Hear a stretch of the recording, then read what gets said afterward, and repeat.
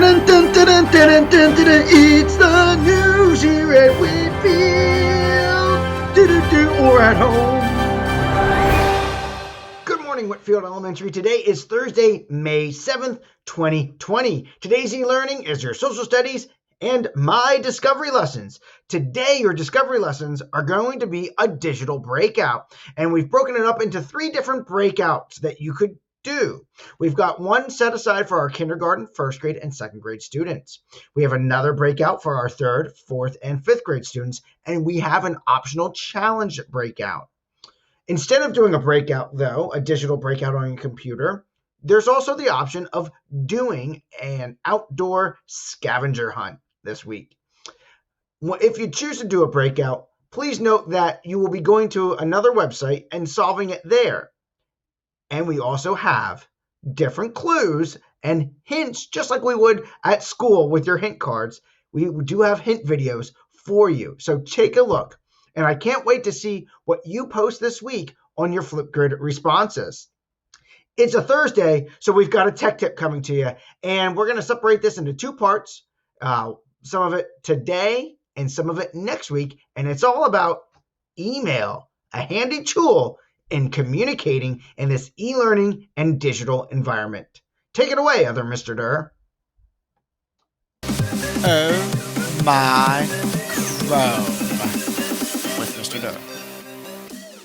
Hey there, and welcome for another Tech Tip Thursday here with me, Mr. Durr. Today's Tech Tip is all about... Hi there. Today's Tech Tip, all about email, an extremely important tool for our communication with others in our digital learning environments. So I want to go over how do you access your email, because sometimes maybe we forget. Where do we go to get to that if we're new to it? Or we just need a refresher of the different ways to access our email.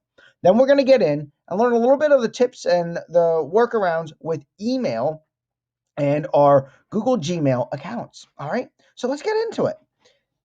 Now, while I'm here on my Chromebook, we can see that I've got my Gmail icon down at the bottom, and I can click on that, and that would open up my Gmail. I could go to the launcher and look for it in my tools, and I can click on that, and it will open up my web browser and pull open here another Gmail tab. Or at the home page, where would you go to get mail? Or you don't have that Gmail app pinned to your bottom bar. Well, take some time, pin it there, or open up a new tab. You might see it as a recent thing that you've been at, but if we go up to the 9 squares up at the top, right-hand corner, and we go to the Google Apps, up in there is the Gmail app, and you can click on that. Now, since I already have it open in a tab, I'm not going to click on it a second time. Now that you're in your email, let's take a moment to get familiar with how our email is set up and what it might look like.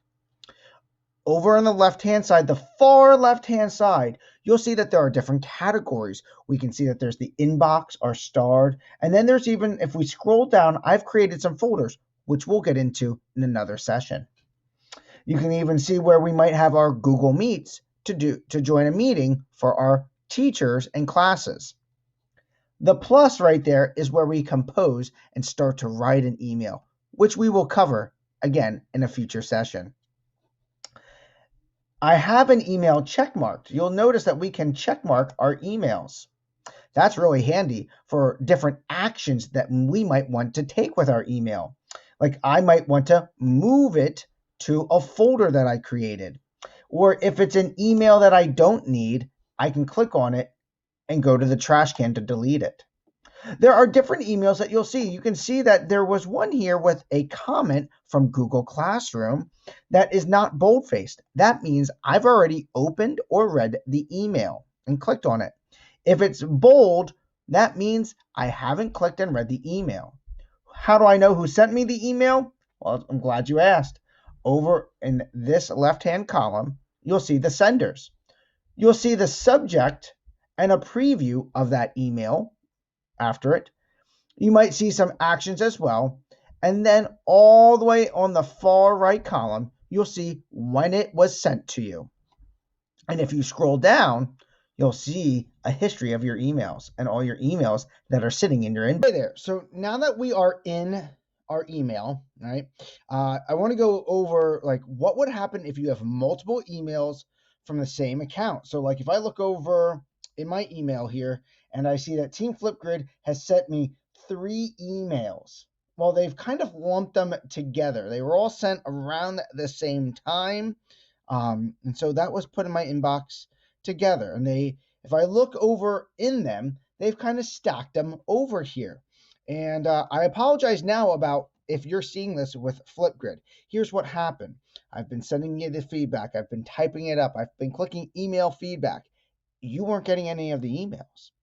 Unfortunately, the district, unbeknownst to us, had it blocked for student accounts to get feedback and emails from outside sources. They do allow now Flipgrid, so you will see a bunch of emails like this stacked together, possibly. Take your time, go through it. But if I go through it here, the bottom one has the first one sent back. You can click in these and it will pop up web links to get in the grid. You can see the topic. You can see the comments that were sent in the educator feedback.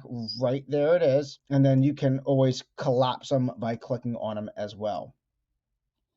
So have fun getting your feedback from Flipgrid in your email. Moving on.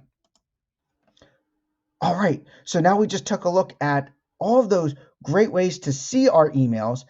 Like I said, get into your email, get comfortable with looking at it, and in a future session, we'll dive a little bit deeper into organizing your Gmail inbox and sending emails. Take care for now. Bye. Thanks, Mr. Durr, and gang, be sure to brush up on your email skills. Now, here is a message from our WHSA for Staff Appreciation Week. Today is Thankful Thursday. Our Whitfield staff is a gift, and on this special day, if you are so inclined, feel free to check out the list of favorite things created by our staff members on the WHSA webpage. You can email them, there's that email, a gift card from one of their favorite places. Most of them love Amazon. That's a great store. And those e-gift cards can easily be emailed right to the staff and start only at $1. Perfect for small but meaningful thank you. Please know that this is completely voluntary. We realize that times are tough for some right now, and there may be other ways to show your love and appreciation for our incredible and dedicated staff members. A big colorful sidewalk chalk proclamation of thanks posted to Monday's Staff Appreciation Flipgrid is a great option for that. Or if you've missed out on the Flipgrid videos, you still have a chance to go out and post on our WHSA Flipgrid for our staff.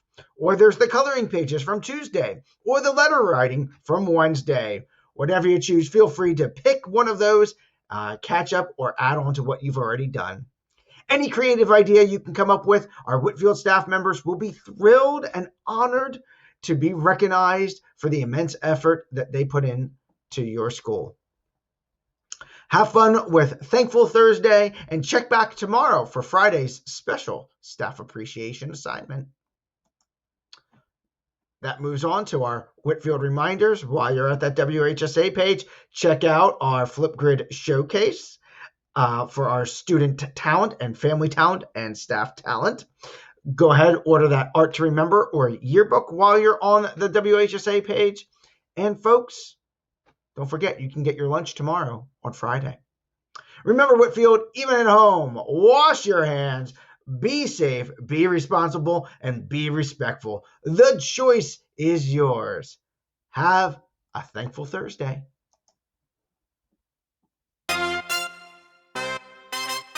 I pledge allegiance to the flag of the United States of America and to the republic for which it stands, one nation, under God, indivisible, with liberty and justice for all.